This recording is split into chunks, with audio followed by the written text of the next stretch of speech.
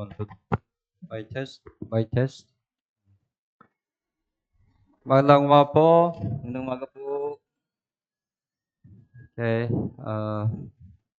By the grace of God, as you know, last week we finished summer mission in Santa Rita.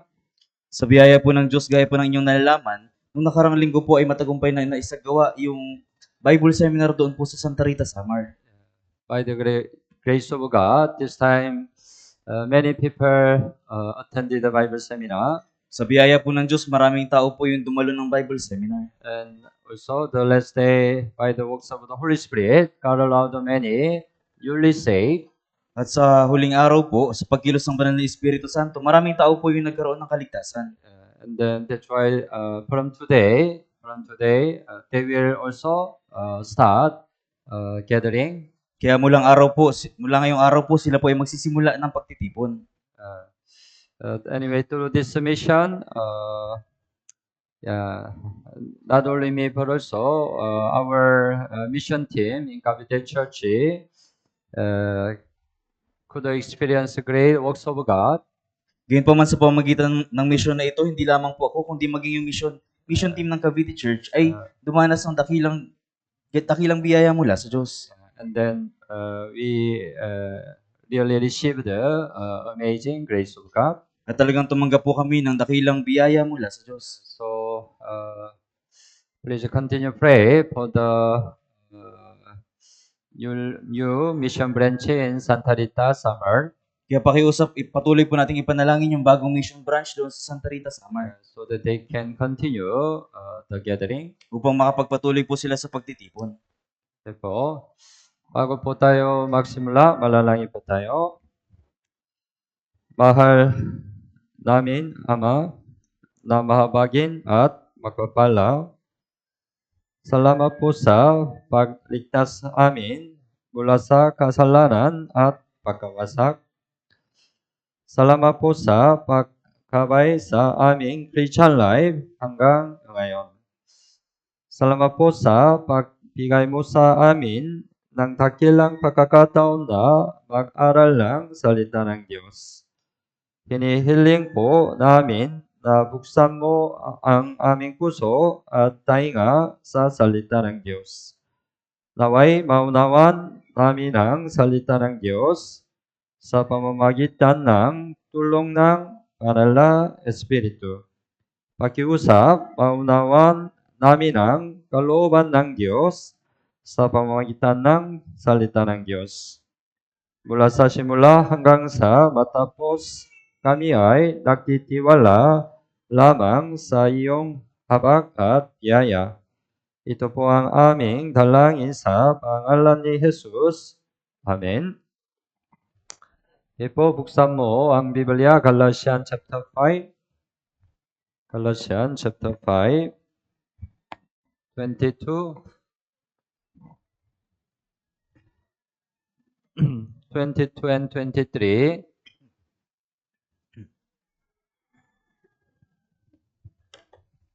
Galatians chapter 5, 22 and 23.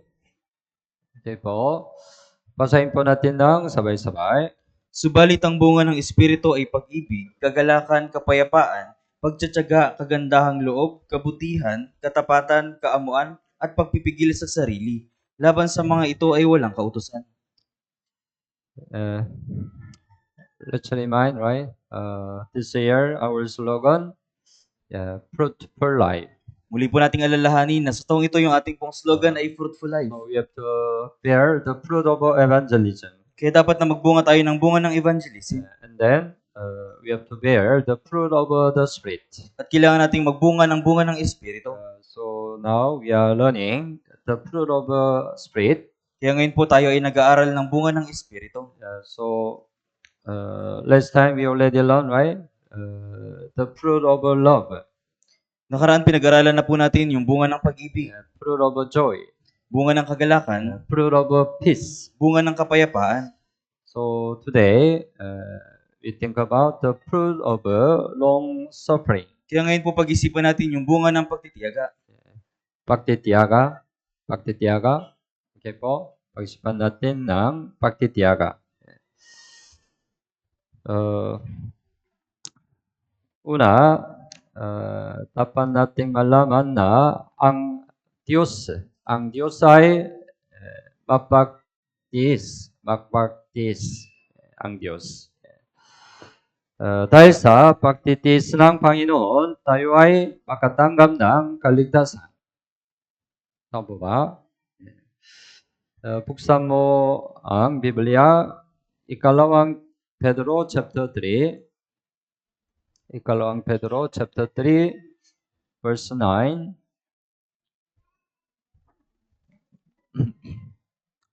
Ikalawang Pedro chapter 3, verse 9. Okay po, basahin po natin ng sabay-sabay. Hindi mabagal ang Panginoon tungkol sa kanyang pangako, na gaya ng kabagalang itinuturing ng iba, kundi matyaga sa inyo na hindi niya ibig na sinuman ay mapahamak, kundi ang lahat ay dumating sa pagsisisi. Kundi matiyaga sa inyo na hindi niya ibig na sinuman ay mapahamak. Tama? Kundi ang lahat ay dumating sa pagsisisi. Dumating sa kaligtasan pareho. Right? Ang Diyos ay matiyagang naghihintay hanggang sa tayo'y magsisisi. So, because of the long suffering of the Lord, we could be saved. Dahil sa pagtsatsaga ng Panginoon, tayo po ay naligtas. At ang Panginoon ay matuloy na nagtitiis para sa atin kahit pagkatapos nating maligtas. Minsan, tayo mismo ang lumalayo sa Panginoon. Tama po ba? Tayo mismo ang lumalayo sa Panginoon. Kayo man, matiyaga pa ring naghihintay ang Panginoon hanggang sa tayo'y muling magbalik sa Kanya. Dahil sa Kanyang pagtitiis, nananatili pa rin tayo sa loob ng iglesia hanggang ngayon. Tama po ba? After salvation, you have many problem, mistake. Pagkatapos ng kaligtasan, nagkakaroon ka ng maraming problema at pagkakamali. But our Lord did a long suffering for you. Pero yung ating Panginoon ay nagtiis para sa iyo. That's why you are still here, right? Kaya nandito ka hanggang ngayon. So, ang Diyos ay mapagtiis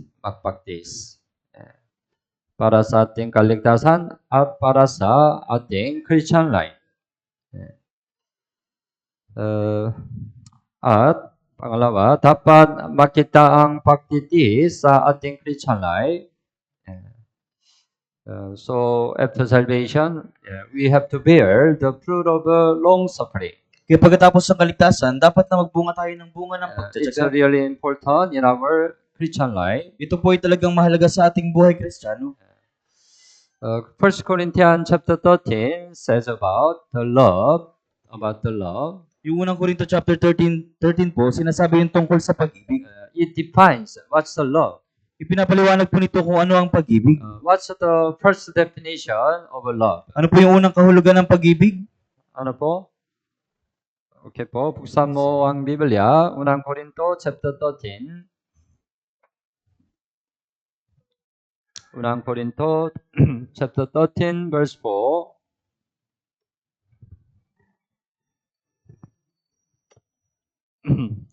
Unang Korinto chapter 13 verse 4. Basahin po natin ng sabay-sabay. Ang pag-ibig ay matiisin at magandang loob. Ang pag-ibig ay hindi mainggitin o mapagmalaki o hambog. Tama? First, ano ang una? Ang pag-ibig ay matiisin, right?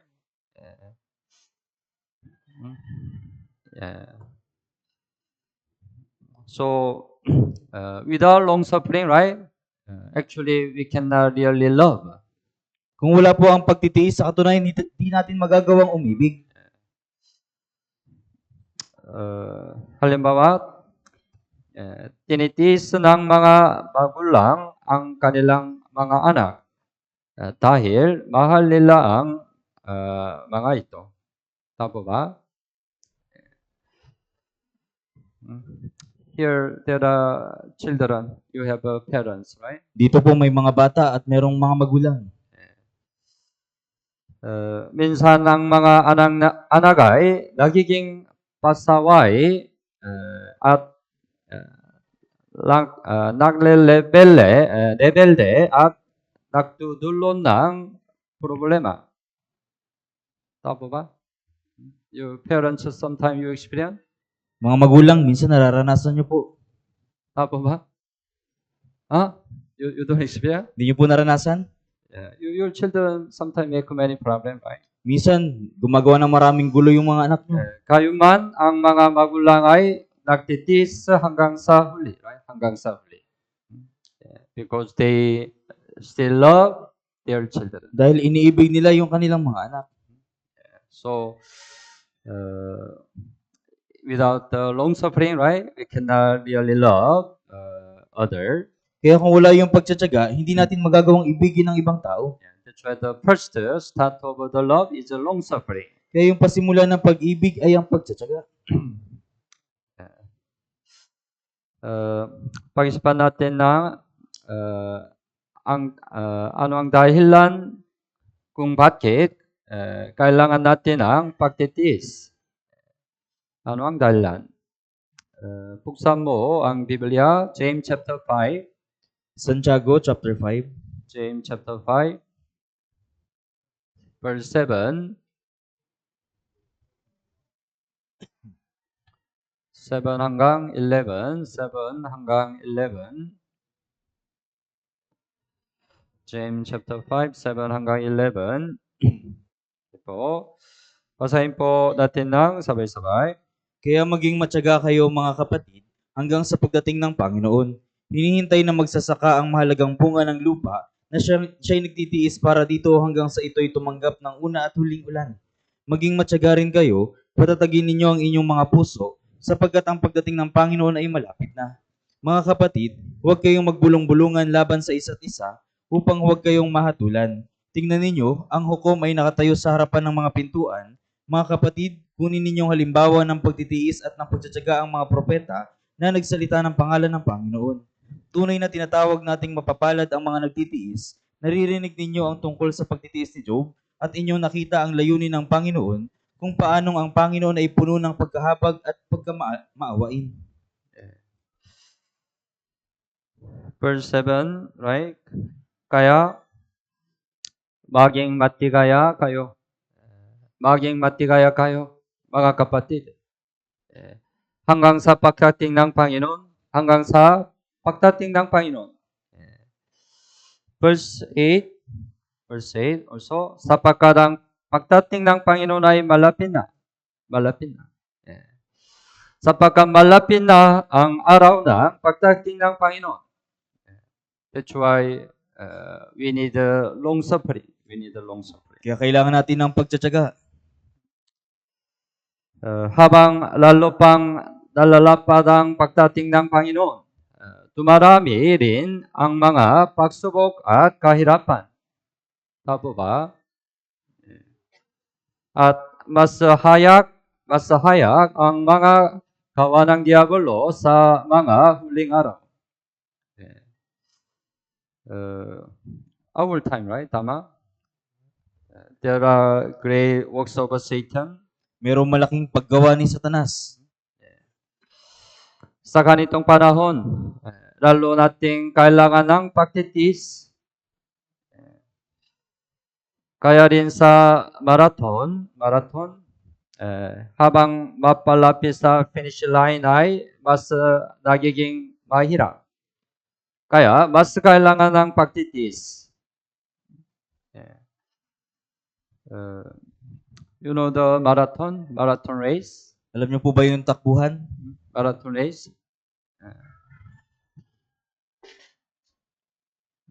Usually the marathon race in the Olympic, there is a stadium Kadalasan yung marathon, meron pong stadium. and they start and they go outside. They learn and then total, the marathon race distance 42 kilometer, 195 kilometer. Very long distance, right? Napakaabang distansya po.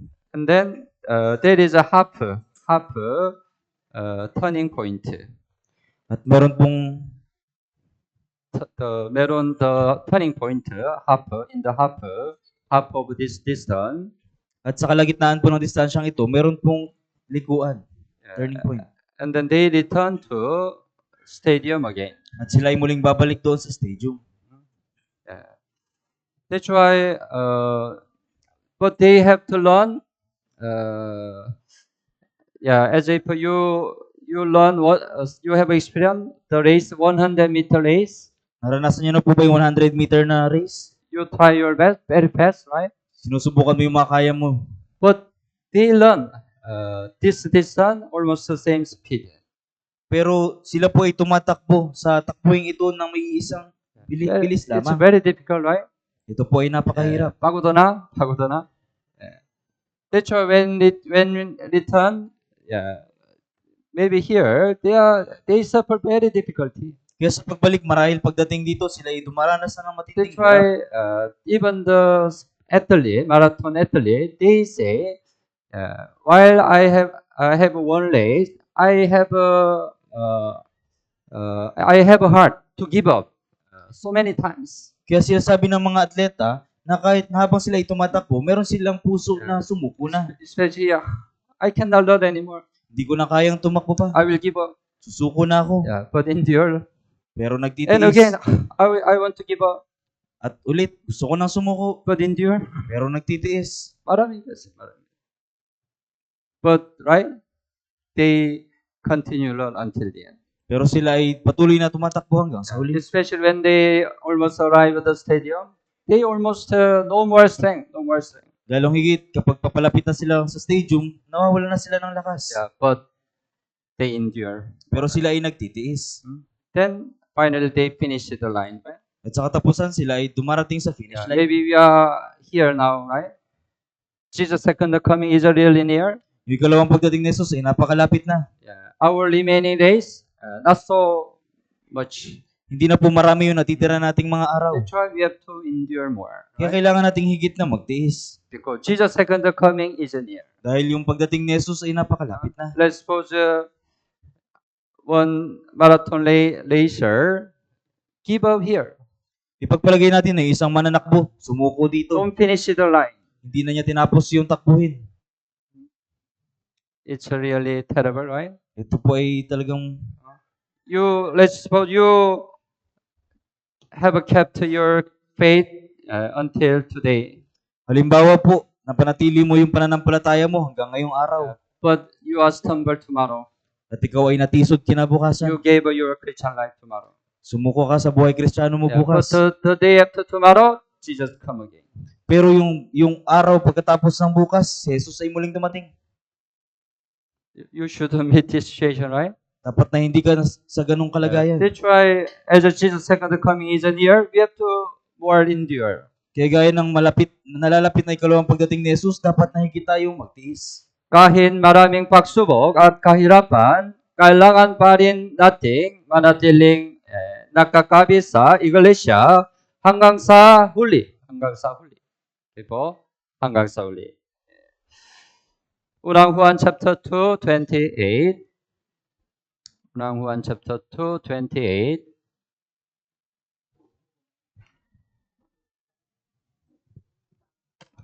Unang Juan chapter 2, 28. Basahin po natin ng sabay-sabay. At ngayon mga munting anak, manatili kayo sa Kanya upang kung mahayag siya ay magkaroon kayo ng pagtitiwala at hindi mapahiya sa harapan niya sa Kanyang pagdating. Kanyang pagdating ni Jesus. Kanyang pagdating ni Jesus. Manatili kayo sa Kanya. Paano tayo manatili sa Kanya? Paano?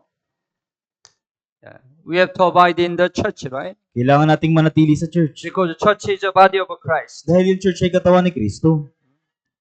Even though we have many problem, difficulty, right? You have to endure more. Kahit na marami tayong problema at alalahanin, kailangan nating higit na magtiis. We have to abide in the church until Jesus comes again. Kailangan nating manatili sa church hanggang sa muling pagdating ni Jesus. Then we will not be ashamed. Kung gayon, wala tayong magiging kahihiyan. Okay po? So, Jesus' second coming is more near our time, right? Kaya sa panahon natin yung ikalawang pagdating ni Jesus ay napakalapit na. Let's try more endure. Let's more endure. Kaya higit tayong magtiis Until the end. hanggang sa huli. Verse 7, we go back. You mark James chapter 5. James chapter 5, 7.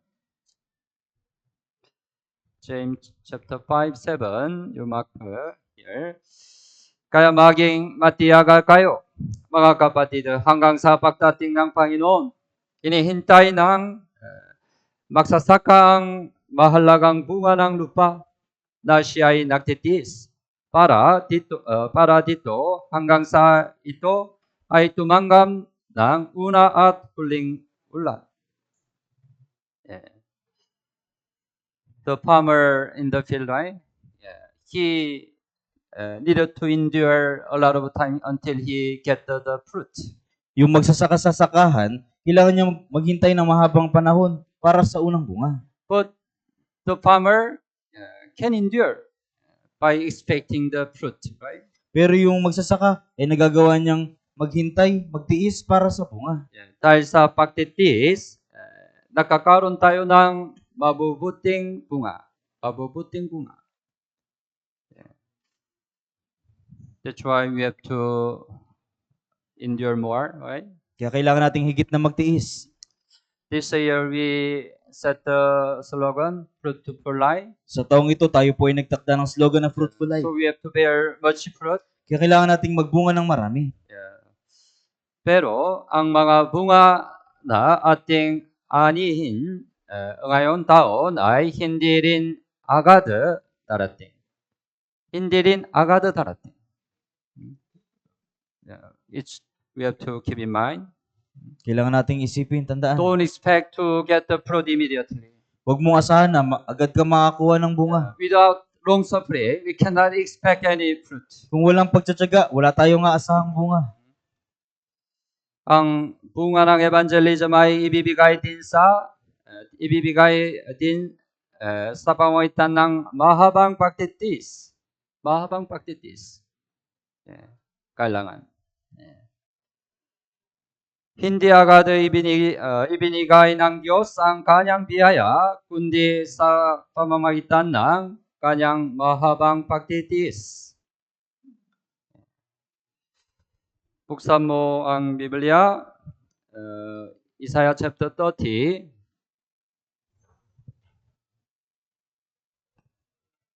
Isaiah 30 verse 18. Chapter 30 verse 18.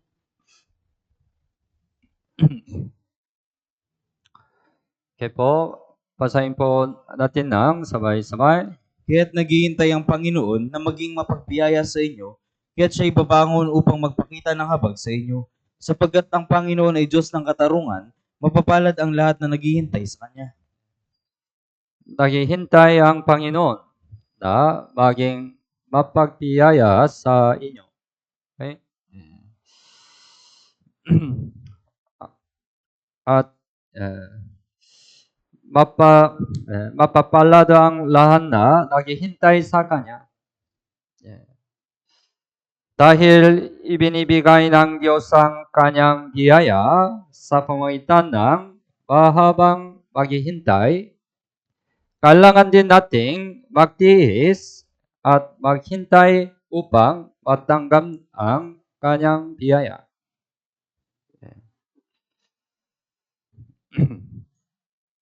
That's why to get His grace, His blessing, we need to endure more, right?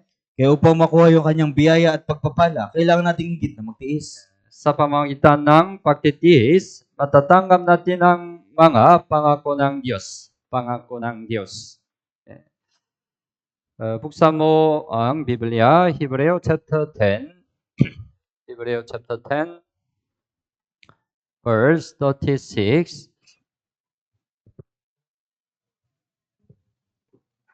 Hebreo chapter 10, 36.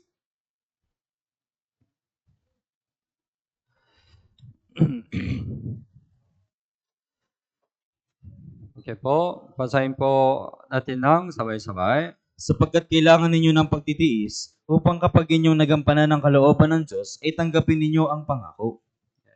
Tama? Kailangan ninyo ng pagtitiis. Tama? Bakit?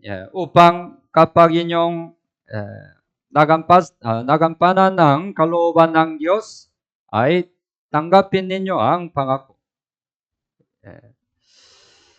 God already promised to us many things, right? Nangako yung Diyos sa atin ng maraming bagay. But until we receive His promise, we have to endure more. Pero hanggang sa matanggap natin yung kanyang pangako, kailangan nating higit na magtiis. Kung walang patitiyaga, hindi natin matatanggap ang pangako ng Diyos. Halimbawa, sa Biblia, si Abraham ay tumanggap din ng pangako ng Diyos sa pamamagitan ng pagtitiyaga. Buksan mo ang Biblia, Hebreo chapter 6. Hebreo chapter 6, 13 hanggang 15. Chapter 6, 13 hanggang 15. Okay po, basahin po natin ng sabay-sabay. Nang mangako ang Diyos kay Abraham, palibhas ay walang sino mang higit na dakila na kanyang panunumpaan, siya ay nanumpa sa kanyang sarili, na sinasabi, tiyak na pagpapalain at pararamihin kita, kaya't si Abraham, nang makapaghintay na may pagtitiis, ay tumanggap ng pangako. God promised to Abraham, His blessing to him. Nangako yung Diyos kay Abraham na siya ay pagpapalain. And also, God received the promise for His son when he was 75 years old. At nung siya ay 75 taong gulang, siya ay tumanggap ng pangakong anak mula sa Diyos. But he didn't have a son, right? Until he become 100 years old. Pero hindi siya nagkaroon ng anak hanggang sa siya ay naging 100 taong gulang. He had to wait for 25 years. Kailangan niyang maghintay sa loob ng 25 taon. But, right, 15, si Abraham nang makapaghintay na may pagtitiis ay tumanggap ng pangako. So, he did a long suffering, right? That's why he could receive the promise of God. At dahil ginawa niya yung pagtitiis, kaya nagawa niyang makuha yung pangako ng Diyos. At si David ay pinahiran bilang hari at sa mahabang pagtitiis at paghihintay, tunay siyang naging hari. Right? Maybe around 17 years old, David was anointed as a king over Israel. Marahil nung si David ay 17 taong gulang, siya ay tinalaga na maging hari ng Israel. But he became real king, right? When he became around 30 years old. Pero siya ay naging talagang hari ng Israel nung siya ay 30 taong gulang. Even though he received the promise early, right? He had to wait for a long time. Kahit na maaga siyang tumanggap ng pangako, kinailangan niyang maghintay ng mahabang panahon. So he did long suffering until he became real king over Israel. Kaya kinailangan niya ng pagtitiis hanggang siya ay maging hari ng Israel. So, God gave us a lot of a promise, right? Kaya binibigay sa atin ng Diyos yung maraming pangako. But we don't the promise of God immediately. Pero hindi natin agad makukuha yung pangako ng Diyos. After long suffering, we can receive His promise. Pagkatapos ng pagtsatsaga, matatanggap natin yung kanyang pangako. But sometime, while we are waiting the promise of God come true, We don't see any sign. We don't see any sign. Pero minsan habang naghihintay tayo na matupad yung pangako ng Diyos, hindi tayo nakakita ng anumang tanda. We with the situation, nothing happened. Minsan umarap tayo sa sitwasyon na wala namang It nangyayari. looks that the promise of God cannot come true. Mukhang yung pangako ng Diyos ay hindi mangyayari. But we have to hold on the promise of God until the end. Pero kailangan mong panghawakan ng pangako ng Diyos hanggang sa huli. We have to continue wait. Kailangan nating patuloy na We maghintay. need a long suffering. Kailangan natin ng Then pagtsatsaga. someday, God's promise will come true. Pagkatapos yung pangako ng Diyos balang araw ay magkakatotoo. In Chinese there is a very special bamboo tree. Sa China po, merong isang special na bamboo tree. Alam mo, bamboo tree, right? Alam niyo po yung bamboo tree? But the farmer planted the bamboo tree on the ground. Yung magsasaka po, itinanim niya yung bamboo tree sa lupa. But no any sprout comes out. Pero walang anumang usbong. Even after 1 year, no sprout comes out. Kahit na paglipas ng isang taon, walang usbong na tumubo. After 2 years later, no sprout comes out. Paglipas ng 2 taon, wala pa ring usbong. Even 3 year, 4 year. It looks right. The bamboo, no life. Looks no life. Maging paglipas ng 3-4 na taon, mukhang yung bamboo ay wala nang buhay. Cannot make any sprout. Yung bamboo ay mukhang hindi na uusbong. But what will happen when become 5 years? Pero ano nangyari paglipas ng 5 taon? Suddenly sprout comes out. Bigla na lang may umusbong. After then, the bamboo tree grows so fast. At pagkatapos nun, yung bamboo tree ay lumago ng mabilis. So, it said the ground plant bamboo trees.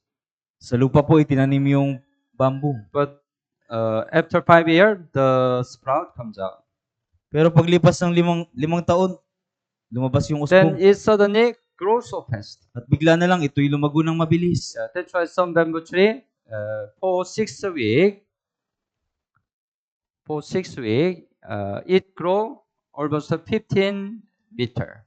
Kaya sa loob ng 6 na linggo, ito ay tumaas ng 15 metro.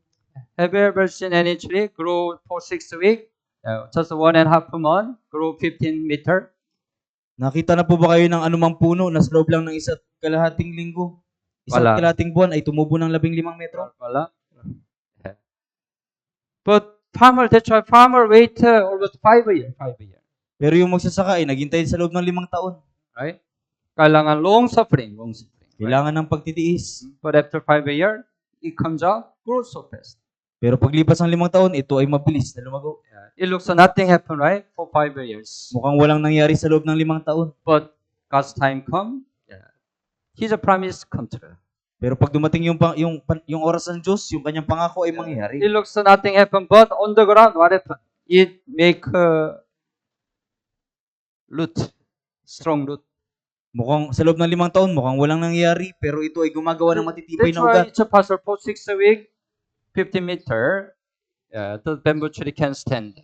Kaya naging posible na sa loob ng 6 na linggo, tumayo yung 15 metrong 5 years, it make many roots on the sa ground. loob ng 5 taon, ito ay gumawa ng maraming ugat sa But we lupa. cannot see what happened on the ground, right? Pero hindi natin nakikita kung anong nangyayari sa lupa.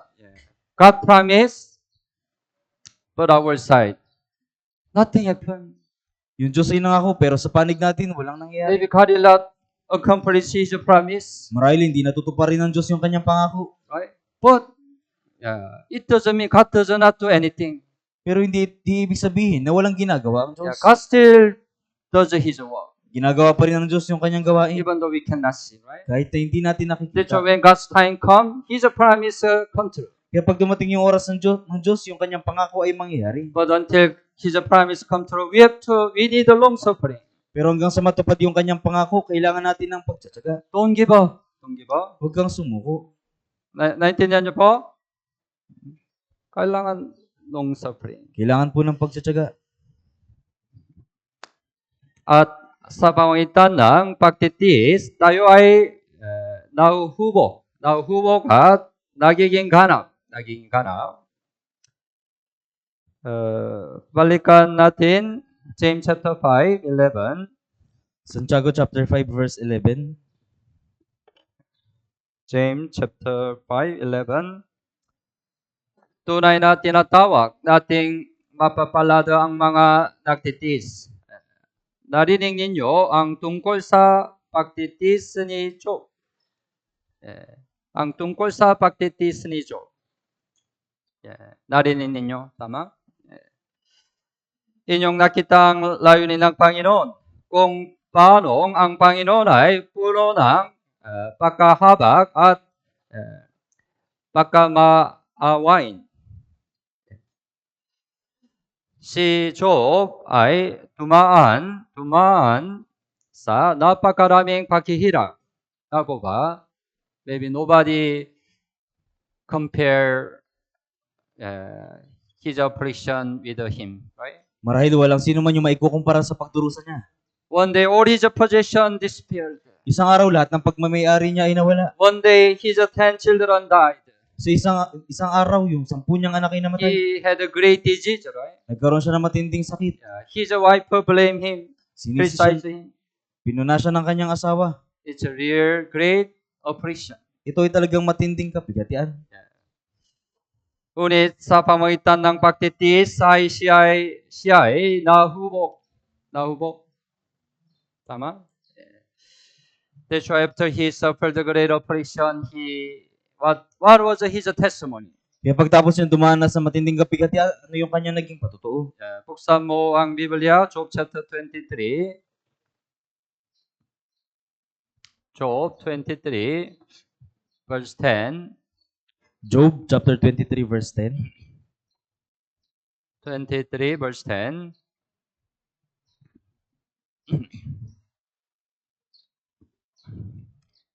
Okay po, 23 verse 10. Basahin po natin ng sabay-sabay. Ngunit nalalaman niya ang daang nilalakaran ko, kapag ako'y kanyang nasubok ay lalabas akong parang ginto. Kapag ako'y kanyang nasubok, ay lalabas akong parang ginto. It means he was more trained. Parang ginto. Ibig sabihin, he was more trained. Ibig sabihin siya ay higit na nasanay. After he suffered a lot of oppression, right? He was more trained. Pagtapos niyang magdusa sa maraming kapigatian, siya ay higit na nasanay. His faith could be more strong. Yung kanyang pananampalataya ay mas tumibay. He became more completed. Siya ay naging ganap. Sa pamamagitan ng pagtitiis, tayo ay nagiging kana. Buksan mo ang Biblia, James chapter 1.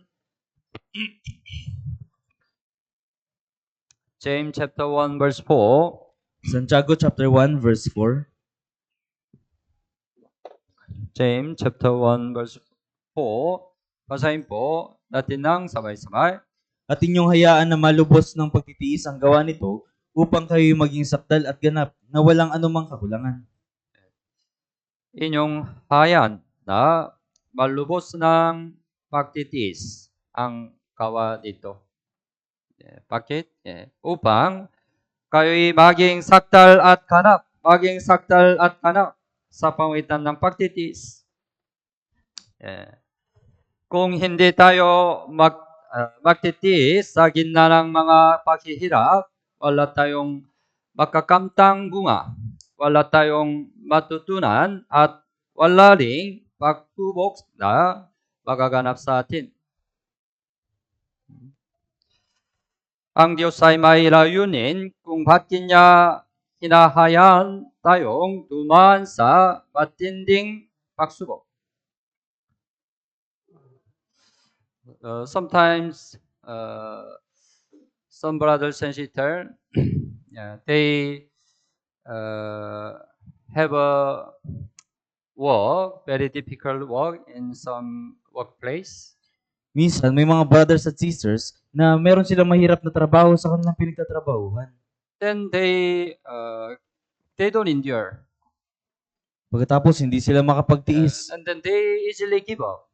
At sila ay madaling sumusuko. It's too mahirap trabaho. I cannot continue. Tama? We have to consider why God allow that position. Kailangan mo Separate. isaalang-alang kung bakit ipinahintulot ng Diyos yung pinagtatrabahuan If mo. we give up, we don't learn anything, right? Kung tayo ay susuko, wala tayong matututunan. There is the God's will. Why God allow that situation? Merong kalooban ng Diyos kung bakit niya ipinahintulot yung sitwasyon. In that situation, what we need? Sa ganung sitwasyon, ano yung kailangan natin? We need a long suffering. Kailangan natin ng pagtsatsaga. God teach us a long suffering. Tinuturo sa atin ng Diyos yung pagtsatsaga. We need to do more in long suffering. Kailangan nating higit na gawin yung pagtsatsaga. So we shouldn't give up immediately, even though we have many difficulties. Kaya dapat na hindi tayo agad sumuko kahit na maraming kahirapan. There is the many situation we need a long suffering. Merong maraming sitwasyon na kinakailangan natin ng pagtitiis. Kailangan ng pagtitiis sa ating Christian life. Kailangan nating pagtitiis para sa ating mga kapatid sa pananampalataya. Tama ba? Because minsan, we have some trouble with the brothers and sisters. Dahil minsan meron tayong pagtatalo sa ibang mga brothers at sisters.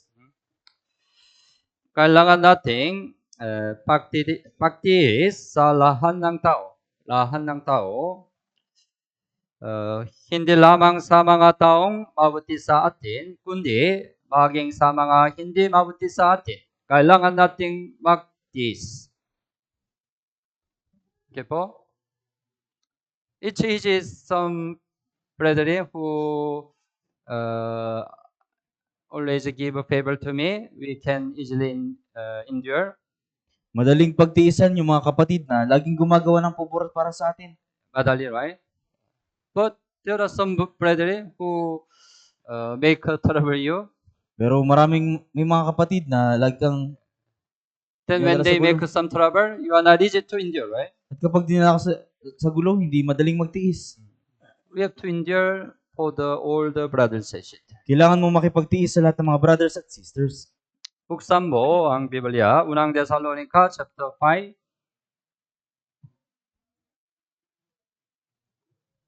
Unang Thessalonica chapter 5, 14.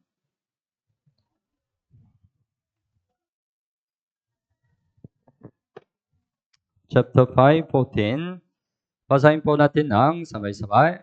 Mga kapatid, aming isinasamo sa inyo na inyong pangaralan ang mga tamad, palakasin ang may hinang loob, alalayan ang mga may hina, at maging matiisin kayo sa lahat. Tama? Maging matiisin kayo sa lahat. Sa lahat. Tama? Sa lahat. Whether they are good or bad, we have to endure. Mabuti man sila o masama, kailangan nating magtiis. Yeah. At dapat tayong magtiis ng mahaba para hindi tayo maputok sa galit. Maputok sa galit. Sa Biblia, si Moses ay hindi pinahintulutang makapasok sa lupang Kanaan. Bakit? Dahil minsan ay hindi niya natiis ang kanyang galit. Right? Right? Israelite always complain to him, right? Complain to him. Yung mga Israelita ay lagi nagrereklamo sa kanya.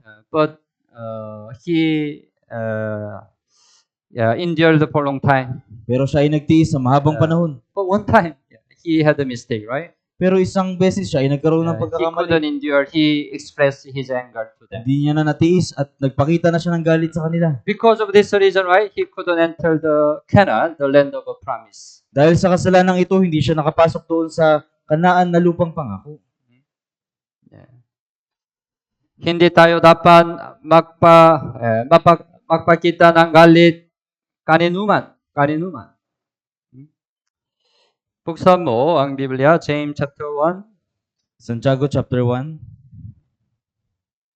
James chapter 1, verse 19 and 20. 19 and 20.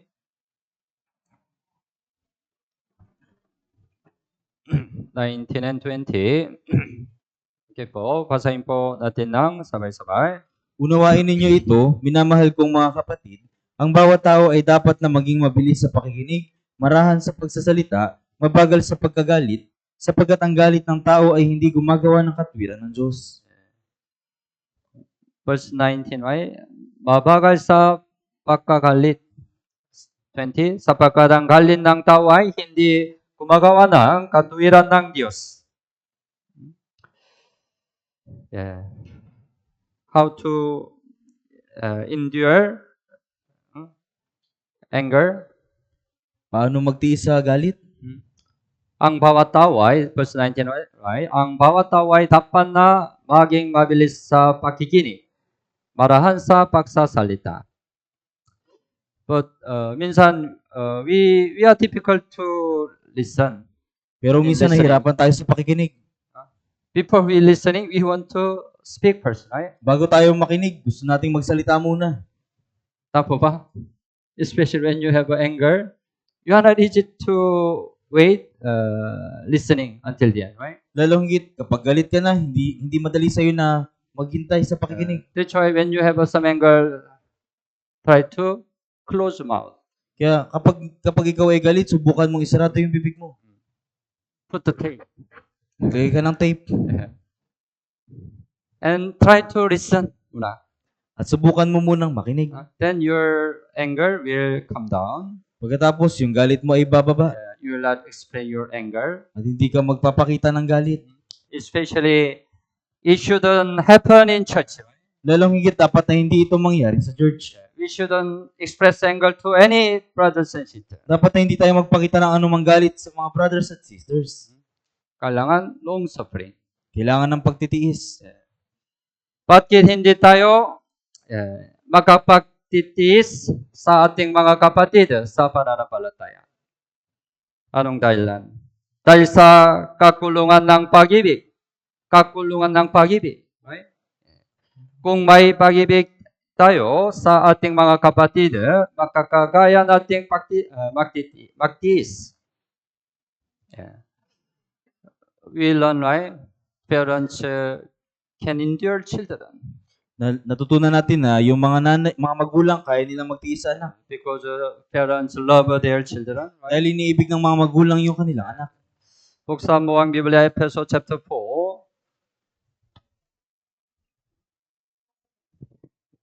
Efeso chapter 4, verse 2.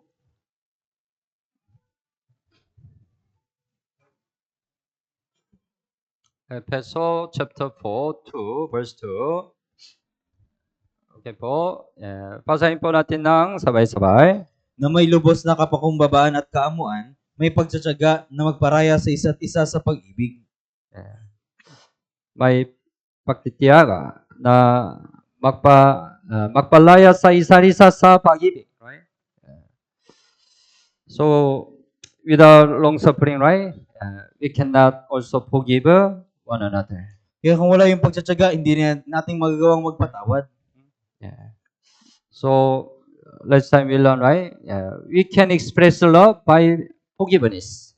Nakaraan na pag-aralan natin, maipapakita natin yung pag-ibig sa pamamagitan ng pagpapatawad. So, if you don't have a long suffering for the brethren, it means you don't have a love. Kaya kung wala kang pagtsatsaga para sa mga kapatid, ibig sabihin wala kang pag-ibig. If we have enough love, we can have a long suffering for brothers and sisters. Kung meron tayong sapat na pag-ibig, magagawa nating pagtiisan yung mga brothers at sisters. Pag-ibig. Okay po? At kailangan nating magtiis para sa mga kaluluwang ating pinag-evangelize. Ikalawang Timoteo, chapter 4, buksan mo ang Biblia. Ikalawang Timoteo, chapter 4, verse 2.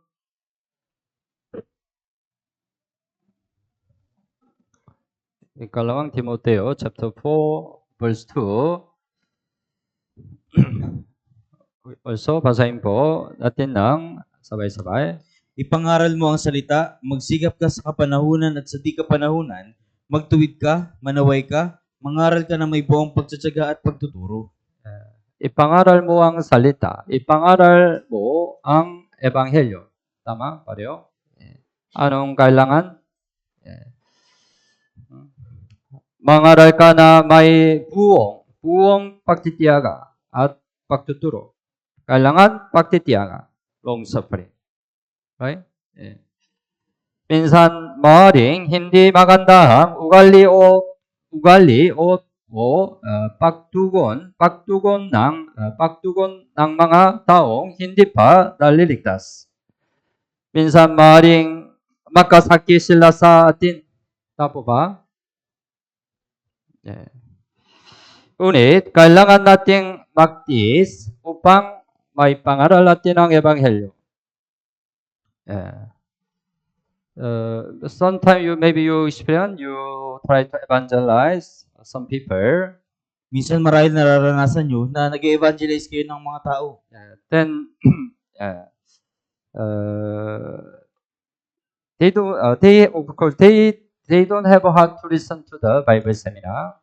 At syempre, wala silang puso na makinig ng Bible seminar. That's why they make many excuses, right? Kaya nagdadahilan sila. And minsan they're speaking can hurt your heart. At minsan yung pananalita nila ay makakasakit sa puso And mo. also they intentionally make you be angry. At minsan sinasadya nila na galitin ka. That's why they are waiting. You get anger to them. Kaya hinihintay nila na magalit ka sa kanila. That's why they are speaking. Very cunningly touch your heart, right? Kaya yung kanilang salita ay pumapasok sa puso mo. Make you get anger. At ginagawa kang magalit. Then if you don't do long suffering, what will happen? At kung hindi ka magtitiis, anong mangyayari? You express your anger to them. Ipapakita mo yung galit mo sa kanila. Okay. If you don't, I don't evangelize you. Okay, hindi na kita i-evangelize. I don't care whether you go to hell or not. Wala na akong pakialam kung mapunta ka sa impyerno. Even some say, go to hell. Minsan may magsasabi pa, punta ka sa impyerno. It's very terrible word, right? Ito ay kakilakilabot na salita. Then you already lose the chance of evangelism, right? Pagkatapos na wala na sa iyo yung pagkakataon na makapag-evangelize. Kailangan long suffering for them, right? Kailangan ng pagtitiis para sa kanila. Kapag nagtitiis tayo para sa mga matitigasang puso sa ating pamilya, darating ang panahon na tayo'y makakakita ng bunga. Buksan mo ang Biblia, awit 126. Awit 126, verse 6.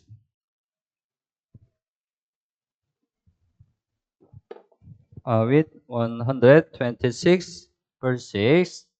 Okay po. Basahin po natin ng sabay-sabay. Siya'y lumalabas na umiyak na may dalang itatanim na mga binhi, ay uuwi na may sigaw ng kagalakan na dala ang kanyang mga bigkis ng inani. Siyang lumalabas na umiiyak. Anong ibig sabihin? Umiyak na may dalang itatanim na mga bini. Scattering seed mean, right? Preaching the gospel. Yung pag-asik ng binhi ay nangangahulugan na pangaral ng ebanghelyo. Is there anyone who scatters seed with a cry? Meron po ba sa inyo na naghasik ng binhi na umiiyak? Kaya ito? Nobody, right? Anong ibig sabihin nito? When you preach the gospel, you will meet many situations. You will cry. Kapag ginagawa mo yung evangelism, harap ka sa mga sitwasyon na kailangan mong umiyak. Because their heart is so stubborn. Dahil yung puso nila ay napakatigas. They don't want to listen to the gospel. Ayaw nilang makinig sa ebanghelyo. Sometimes they persecute you. Minsan inuusig ka nila. That's why your heart become burning hot. Kaya yung puso mo ay nag-aalab. You cry. Umiiyak ka. Many times you cry. Maraming beses kang Especially umiiyak. you cry many times for your family who are not saved. Lalong higit umiiyak ka na maraming beses para sa pamilya mong hindi ligtas. Tama. Kailangan umiiyak para sa nawawalang kaluluwa. Pero pagkatapos ay uwi na may sigaw ng kagalakan na dala ang kanyang mga bigkis ng inani. Anong ibig sabihin?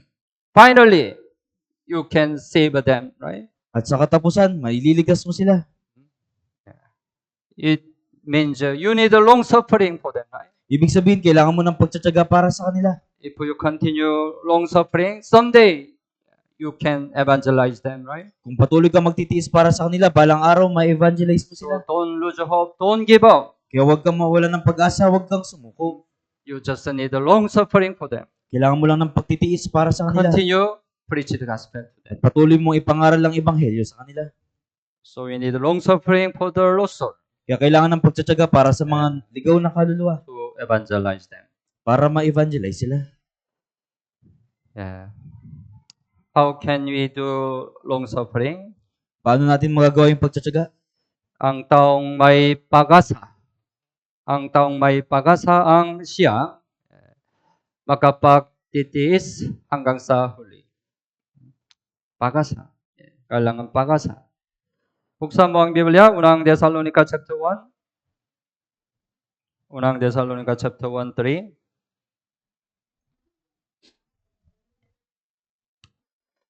Okay po, chapter 1, 3. Basahin po natin ng sabay-sabay. Aming inaalala sa harapan ng ating Diyos at Ama ang inyong gawang mula sa pananampalataya, pagpapagal sa pag-ibig, at katatagan ng pag-asa sa ating Panginoong Hesukristo. Thessalonica saint, they had three things, right? Yung mga banal sa Thessalonica, meron silang ng tatlong bagay.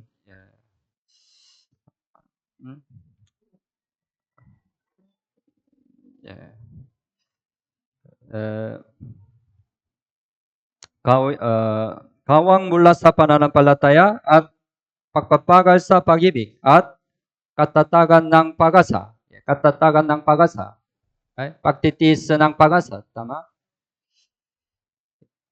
The hope and the endurance always connected. Right? Yung pagtitiis at yung pag-asa ay laging magkaugnay. It means when you have a hope, you can endure. Ibig sabihin, kung meron kang pag-asa, magagawa mo magtiis. What hope we have? Anong pag-asa yung meron tayo? Mayroon tayong pag-asa na makapunta sa walang hanggang langit. Tama ba? It's really amazing hope, right? Ito ay kamanghamanghang pag-asa. Heaven is eternal heaven. Right? Yung langit ay walang hanggang So we langit. have this hope, right? At meron tayong ganitong pag-asa. Even though we suffer a lot of oppression in this world, someday we will go to eternal heaven. Kahit na magdusa tayo ng maraming kahirapan sa mundong ito, balang araw pupunta tayo sa In heaven, langit. no more pain, no more sorrow, no more death. Sa langit, wala nang hirap, wala nang sakit, wala nang kahirapan. Heaven is the most beautiful place. Yung langit yung pinakamagandang lugar.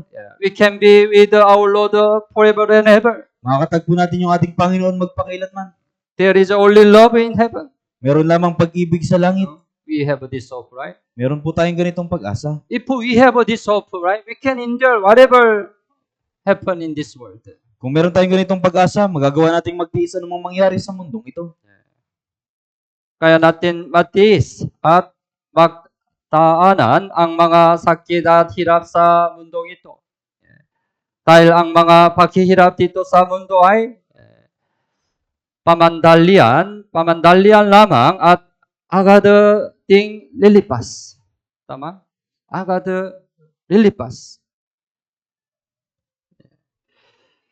Ikalawang Korinto chapter 4, buksan mo ang Biblia. Ikalawang Korinto chapter 4, 17. Ikalawang Korinto chapter 4, 17. Okay po, basahin po natin ng sabay-sabay.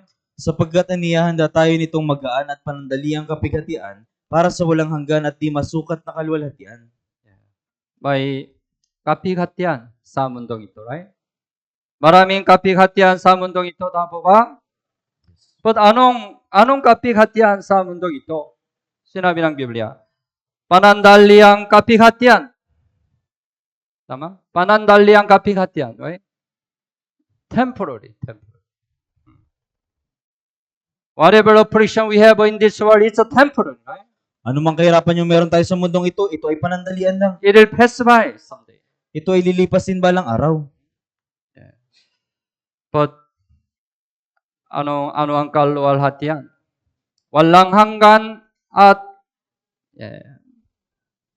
Di masukkat na kaluwalhatian na po ba? We have this hope, right? Meron tayo ng ganitong pag-asa. uh, there was a famous man in America, Carnegie. Meron pong isang sikat na tao sa Amerika. Carnegie. He became very great the man in America long time Siya- ago. Matagal na panahon na po yung nakalipas, siya ay naging dakilang tao doon sa Amerika. But when he was young, he was a businessman. As a businessman, he visited one old man's house. Pero nung siya ay bata pa, bilang businessman, bumisita siya sa isang matandang lalaki. Then he could see one old picture in the house. Nakita siya ng isang lumang larawan doon sa bahay. To explain, I will draw. Even hindi maganda. The picture, kagaya ito.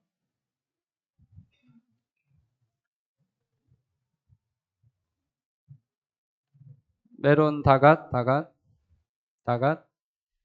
Meron the seashore, the many sand.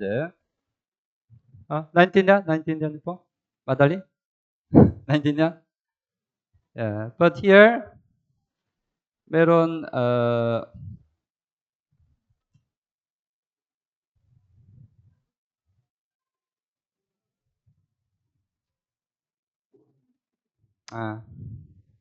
ano, naintindihan? Ano po? Boat. Meron pong Naintindihan? bangka. Boat. Yeah, naintindihan? Meron boat. But it's not in the sea, but very far from seashore, located. Ito po ay wala sa dagat at nandun sa dalampasigan. He looked at this picture, but he didn't care. Oh, very humble picture. Nakita niya yung larawan pero hindi maganda.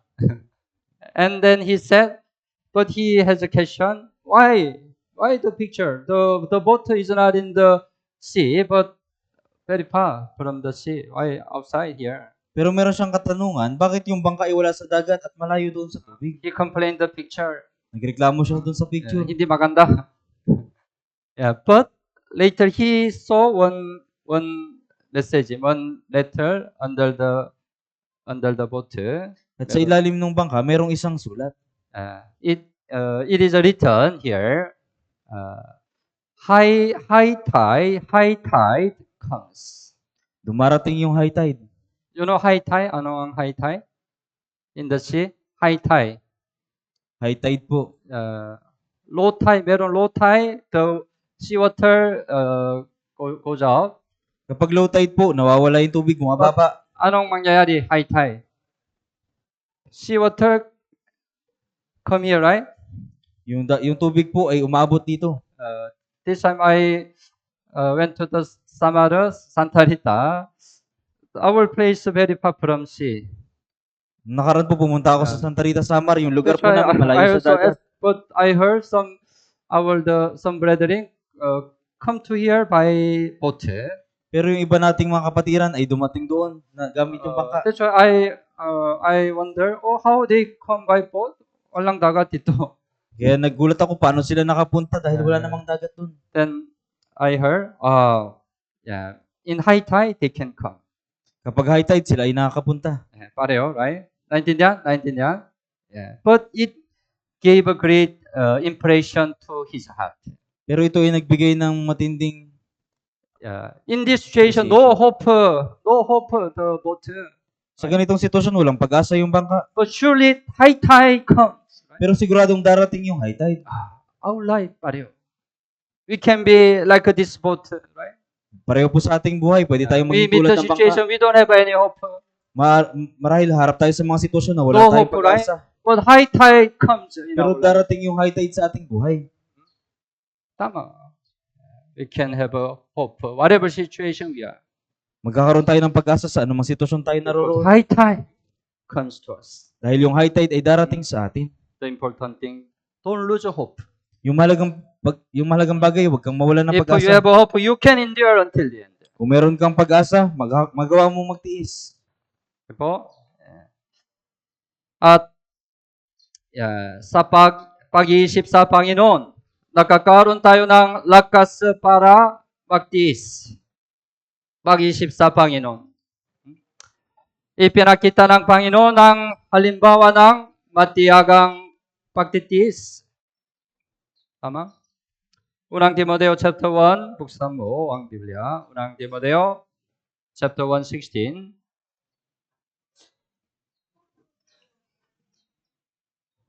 Unang Timoteo chapter 1:16.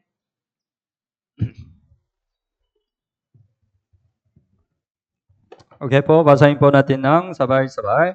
Ngunit dahil dito, nakatanggap ako ng habag upang sa akin ang pangunahin ay maipahayag ni Hesukristo ang kanyang sakdal na pagtitiis bilang halimbawa sa mga sasampalataya sa kanya tungo sa buhay na walang hanggan. May pahayag ni Hesukristo ang kanyang sakdal na pagtitiis, right? Kanyang sakdal na pagtitiis bilang halimbawa sa mga sasampalataya sa kanya. Right? What example he showed to us? Anong halimbawa yung ipinakita niya sa atin? Kanyang sakdal na pagtitiis. Anong pagtitiis? Dahil nais tayong iligtas ng Panginoon, matiyaga niyang tiniis ang paghirap sa krus. Right? Paghirap sa krus. He endured. Siya ay nagtiis. Buksan mo ang Biblia, Hebreo chapter 12. Hebreo chapter 12, verse 2 and 3. Hebreo chapter 12, verse 2 and 3.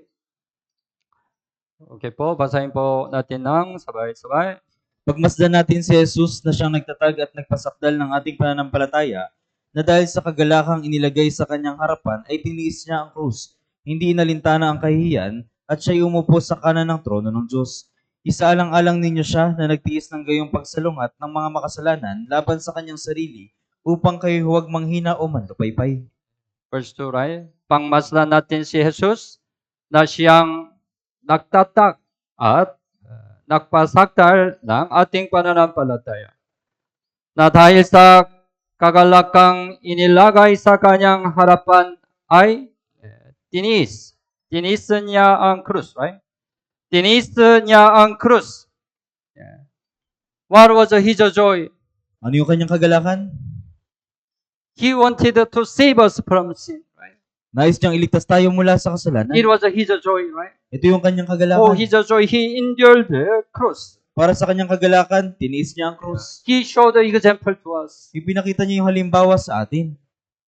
Verse 3, isaalang-alang ninyo siya na nagtiis ng kayong pasalungan ng mga makasalanan laban sa kanyang sarili upang kayo'y huwag manghina o manlupaypay.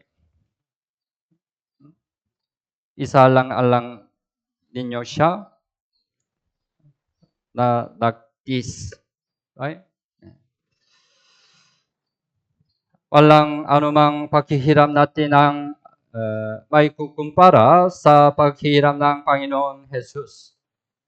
Tama ba? You can say that, oh Lord, I have a so great affliction. Masasabi mo na, o Panginoon, meron akong matinding kapihatian. That's why sometimes you complain, why allow this affliction to me? Kaya minsan nagrereklamo ka, bakit ipinahintulot yung ganitong kahirapan sa akin? What's great? The suffering of Christ and your affliction. Ano po yung mas matindi? Yung pagdurusa ng Panginoon o yung kahirapan mo? Walang anumang paghiram natin ang may kukumpara sa paghiram ng Panginoong Jesus. Tama ba? Kahit marami tayong pagsubok, magtiis tayo habang iniisip ang Panginoon.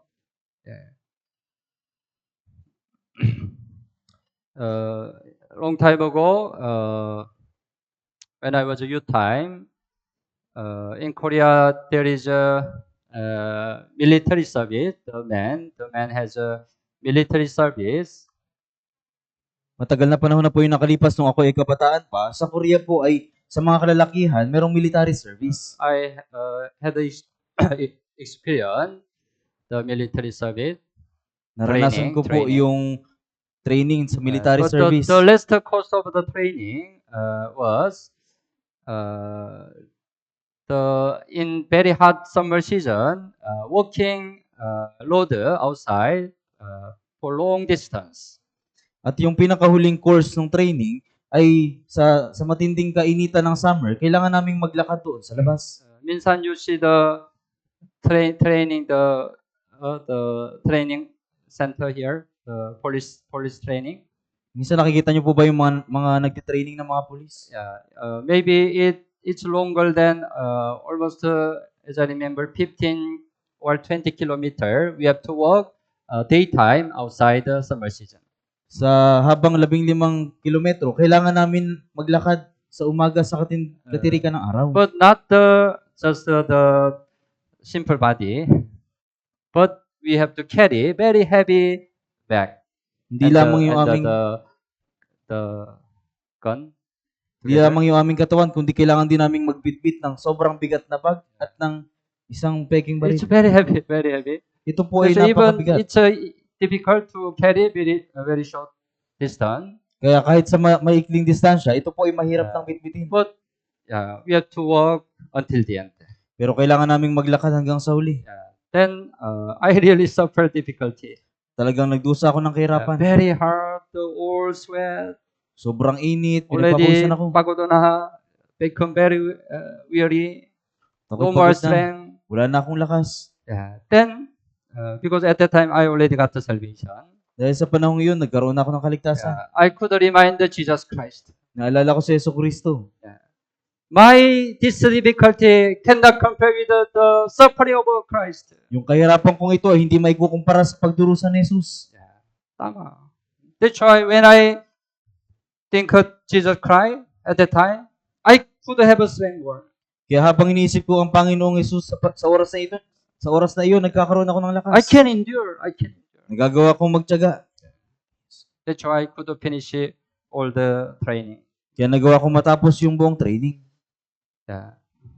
When you have a problem, oppression in your life, think about Jesus Christ. Kapag meron kang problema at kahirapan sa iyong buhay, isipin mo si Jesucristo. Think about Jesus suffering on the cross. Isipin mo yung kanyang pagdurusa doon sa krus. Then you can endure whatever situation you have. Pagkatapos, magagawa mo magtiis sa anumang sitwasyong meron ka.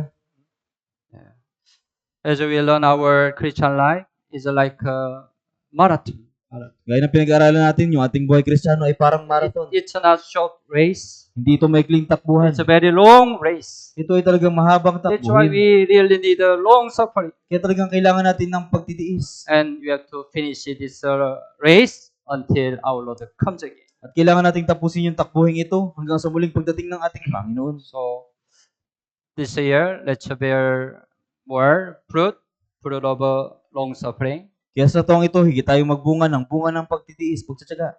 Okay po? Malalangin po tayo. Mahal naming Ama na mahabagin at pagpapala.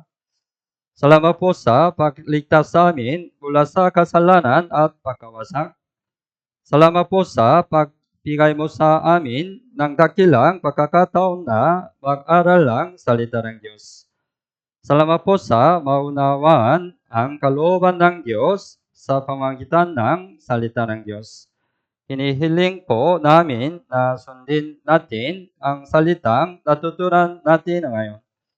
Tulungan mo po kami na mabuhay ng higit na sumusunod sa iyo sa taong ito. Magsisimula ang Grand Bible Seminar mula sa 23 ng buwang ito.